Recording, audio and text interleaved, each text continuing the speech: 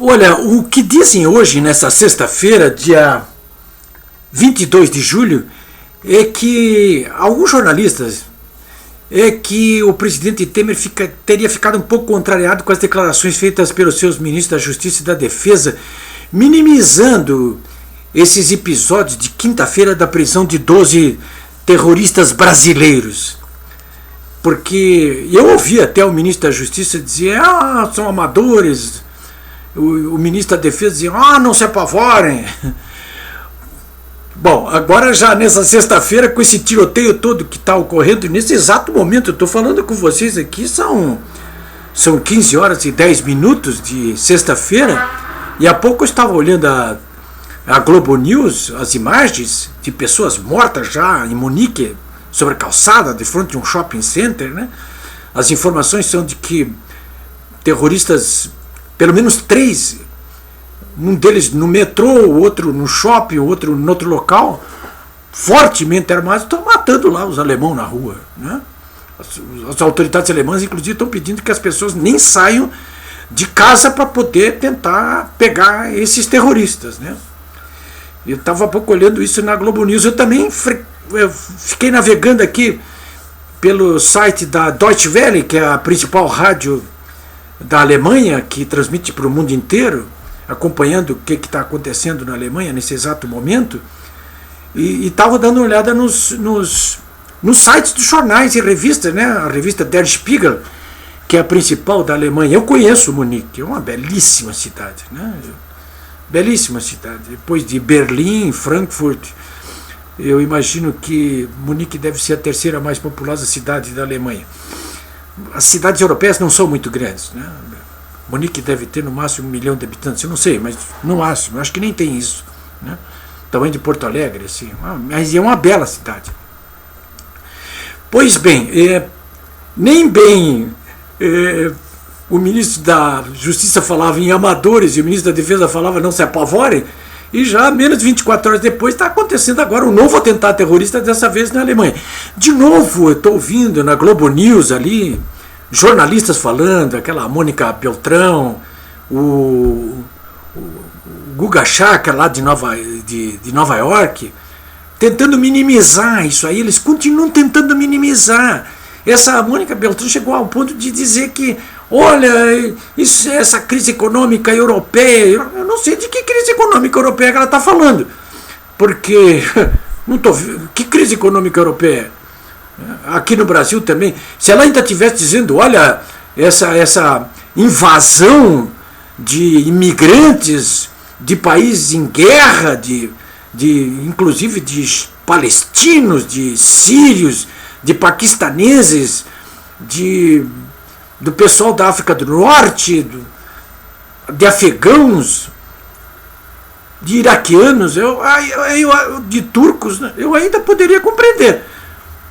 Daria para compreender, mas minimizar esse episódio.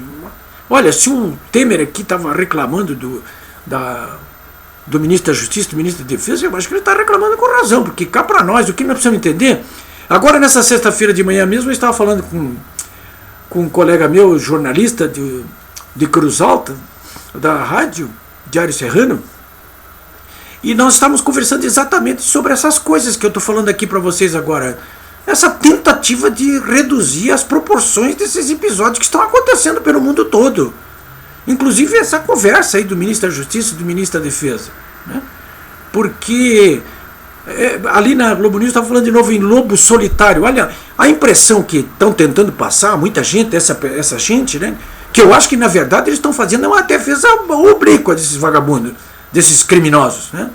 Porque quando você tenta minimizar esses episódios, você está tentando, fazendo o quê? Tá fazendo uma defesa oblíqua deles, né?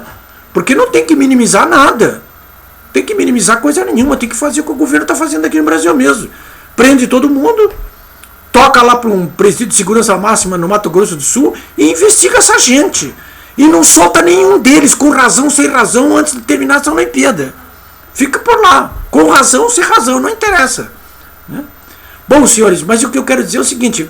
Então tem gente falando assim, um lobo solitário. Olha, eu quero dizer para vocês o seguinte, quando se fala em lobo solitário, muitas pessoas estão dizendo assim, foi um maluco aí que saiu na rua aí matando todo mundo. Não é isso não. Quer dizer, esses lobos solitários aí, na verdade, são terroristas que agem de maneira autônoma. Porque a grande novidade no uso da internet por parte do exército muçulmano e desses terroristas jihadistas é de que eles se organizam do mesmo modo que se organiza a internet.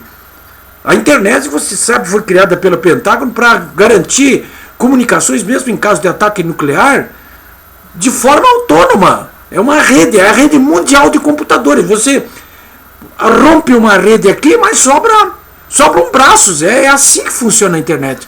E é assim que esses terroristas estão funcionando também. Quer dizer, o sujeito vai para lá na internet, faz o seu juramento de lealdade ao exército islâmico lá, e a partir dali passa a ter acesso a instruções que são gerais. Normalmente são inclusive utilizados redes do WhatsApp, do Telegram, até criptografados, né? Mas aquelas mensagens que estão ali é de como que você deve fazer uma bomba estourar, como é que você tem que fazer um ataque terrorista, como é que você tem que metralhar. E aí, esses candidatos a terrorista ou terroristas, de maneira autônoma, assim, aí sim, de maneira autônoma, mas por fazerem parte dessa rede mundial de terrorismo aí do exército islâmico. Essa é a grande novidade, né?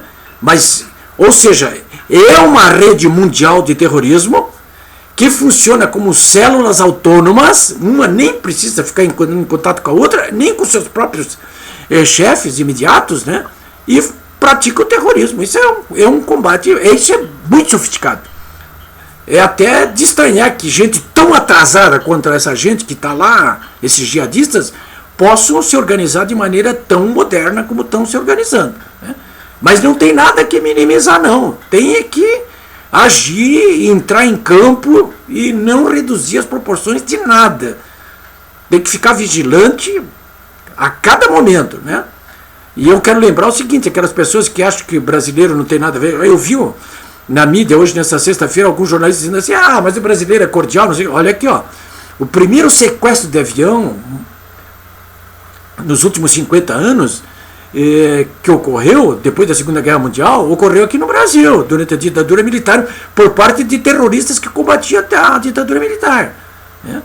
O primeiro sequestro de um embaixador americano no mundo, nos últimos 50 anos, depois da Segunda Guerra Mundial, ocorreu onde? Aqui no Brasil.